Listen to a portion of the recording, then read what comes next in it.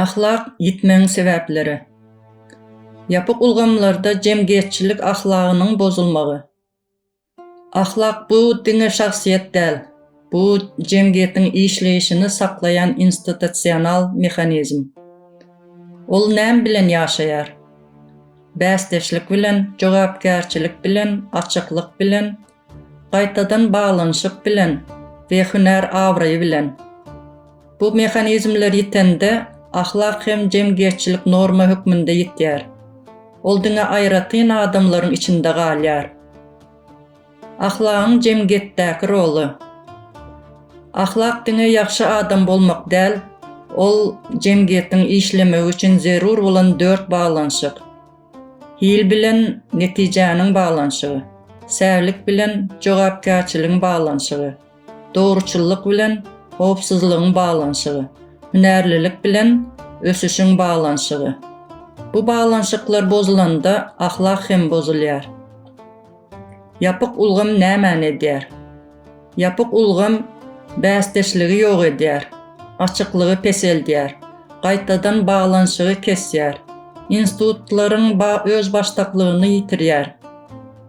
Netijede hil ähmiýetini ýitirýär, jogapkärçilik ýok bolýar, dogruçullyk howplu bolýar, başlangıç bolsa cezalandırma sebäbine öwrilýär. Şeýle ýagdaýda ahlak peýdasyz strategiýa öwrilýär. Türkmenistan yapyk institusional gurşawyň misaly. Türkmenistanda ähli kararlar merkezi diklige bagly. Garaşsyz institutlar ýok. Ykdysadyýet döwlet elinde. Bäsdeşlik çäklendirilen. Maglumatlar ýapyk. Bu şertlerde ahlak üçin zerur bolan mexanizmler işläp bilmeýär. Ahlagyň ýitmeginiň mexanizmi 4 ädimde bolup geçýär. Hil, netije başlangıcı ýitýär, forma mazmunyň ýerine geçýär. Säwlik, netije baglanyşy ýitýär, hasawat hakyky netijäniň ýerine geçýär. Dogruçullyk, howpsuzlyk baglanyşy ýitýär, hakykat aýtmak howplu bolýar. Päkizlik, ösüş baglanyşy ýitýär. Kompetensiýaň ýerine wepallyk geçýär. Bu ahlagyň struktural taýdan ýitmegidir. Goşa ahlak uygunlaşma mexanizmi. Yapyk ulgamda adamlar iki dünýäde ýaşaýar. Resmi ahlak, rituallar, şygarlaryň dünýäsi. Hakyky ahlak, diri galmagyň, uygunlaşmagyň dünýäsi. Bu goşa ahlak wagt geçdikçe cemgiýetiň adat ýagdaýyna öwrilýär. Ynamyň çökmegi. Ahlagyň gitmegi bilen adamlaryň bir-birine ynamy peselýär. Döwlet institutlaryna ynam ýitýär.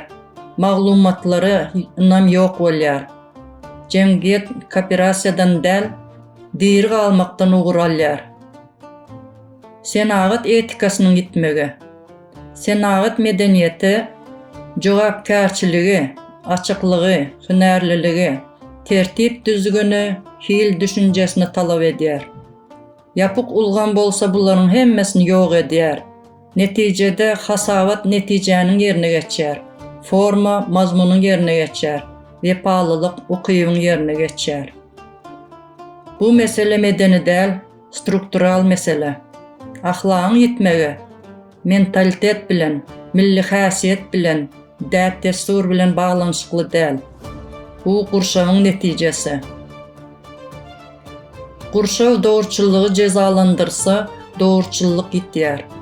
Gurşaw hil talap etmese, hil ýitýär. Gurşaw jogapkärçiligi talap etmese, jogapkärçilik ýitýär. Esasy netije.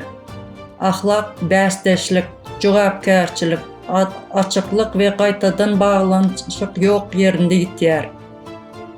Yapyk ulgam ahlagy ýörite däl, struktural taýdan ýok edýär. Bu zynjyr şeýle işleýär.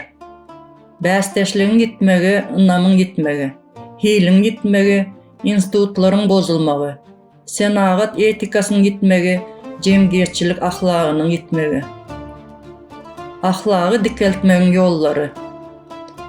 Doğru maglumat, lokal bäsdeşlik zonalary, hünerli kadrlaryň goragy, açık audit, haqiqi jogapkärçilik, hünär jemgyýetleriniň döremegi. Ahlak diňe bir ýerde gaýdyp gelýär. Dogruçylyk howpsuz bolanda, hünärlilik bolsa peýdaly strategiýa öwürlende.